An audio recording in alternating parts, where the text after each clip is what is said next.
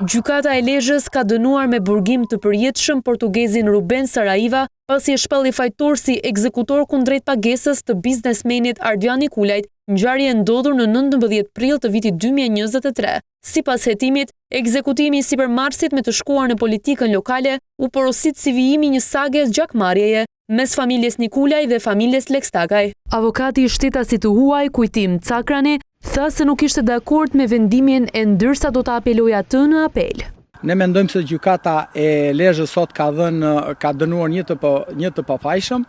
Sipas pamjeve të transmetuara më herët, Ruben Saraiva u maskua si shpërndarës picash me motor, u fut brenda hotelit Koral në pronësi të Ardian Nikulajt, ku afrua duke qelluar me armë zjarri pistolet.